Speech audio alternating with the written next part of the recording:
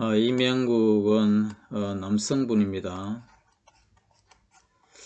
남성분인데 동처가 이렇게 있습니다. 준동이고요. 여기에서 굉장하게 많은 부모 형제를 다 이렇게 볼 수 있는 거죠.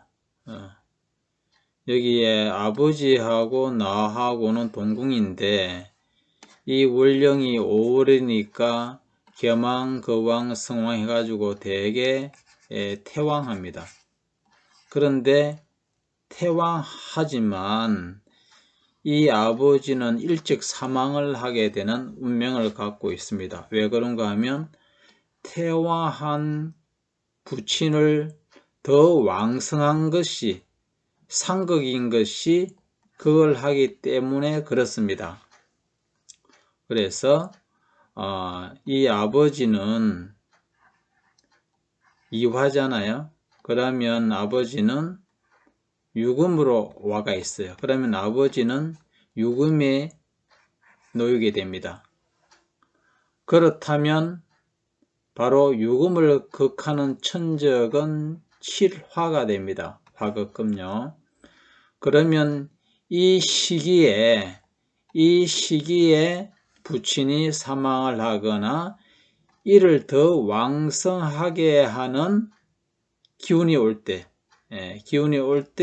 부친이 대운하겠죠. 그러면 이 대운도 인호술합화가 될 것이고요. 그러면 또 여기에서 생하는 것도 있을 것이고, 자, 그런데 이 대운에는 사망하지 않고 왜 이 대운이 사망을 하는가도 원리를 통해서 알 수가 있겠죠. 그래서 여기도 인호술 합화가 되지만 여기에 사망할 수 있겠지만 여기보다도 실제로 여기도 사망할 수가 있겠죠. 오미합화 되니까, 그죠? 그러면 부친이 사망하는 시기의 대운은 바로 6세에서 10세인 오토이 때와 이때가 됩니다. 이 세 가지로 요약할 수가 있는데, 이 가운데 이거는 나이가 가장 많은 가운데 있으니까 앞서 봐야 되겠죠. 앞서 보게 되면 여기가 제일 빠르게 인호술 합하니까 부친이 사망의 시기가 되죠. 그래서 이때는 사망을 하지 않고 안 좋은 일만 있습니다. 사망은 가장 극흉한 거잖아요. 그래서 이 시기에 얼른 보면 이게 삼합인데 생인데 왜 이리 될 것인가는 이제 원리가 있고요. 그래서 이 시기에 몇 살에 사망한다는 것을 알 수가 있습니다. 물론 아버지 태생이 무슨 띠, 부친의 띠가 무슨 띠고 모친의 띠가 무슨 띠며 그런데 이제 모친이 당연히 재가를 당연히는 아니지만 재가를 이렇게 하게 됩니다. 모친이에요. 친아빠가 사망했기 때문에 그래서 모친은 하는데 모친은 재혼남은 이 닭띠가 됩니다. 닭띠가 됩니다. 반드시 닭띠를 만나는 운명이 됩니다. 이러한 팔자는 닭띠를 만나게 돼 있어요. 자, 그런데 여기에서 볼 것 같으면 이 다 여러 가지로 말할 수 있겠지만 이 대운은 편인이란 말입니다. 편인은 반드시 어디로 생하느냐 하게 되면 7화를 생해요. 그리고 팔목은 오토를 합하는 게 있고 7화를 생하는 게 있어요. 그렇다면 보편적으로 기존 김문학에는 암장수를 안 보게 되기 때문에 7화를 보게 되면 7화가 급제잖아요. 급제는 반드시 유금을 극을 하기 때문에 남자니까 내 여자를 극하게 되기 때문에 여자를 이 시기는 오랫동안 사귀었던 여친과의 이별을 하게 됩니다. 그럼 맞죠? 그런데 이별을 하고 후에 결혼녀를 만나게 됩니다. 그러면 왜 그렇게 이별은 이해가 되는데 왜 결혼이 되느냐? 바로 이 암장수를 통해서 알 수가 있습니다. 그렇다면 암장수는 오토를 합을 하죠. 오토는 신자진 합수가 있고요. 신자진 합수가 있고 인호술 합파가 있습니다. 그리고 오토는 진유합금이 있겠죠. 오토를 합하게 되면 진유합금을 하니까요. 여기에서 이노술 합파가 있고 신자진 합사가 공망 맞았지만 공망이 안 되는 경우가 해당됩니다. 여기에서는요. 그래서 공망이 해당되지 않으니까 그대로의 팔목은 유금을 합을 하는 거죠.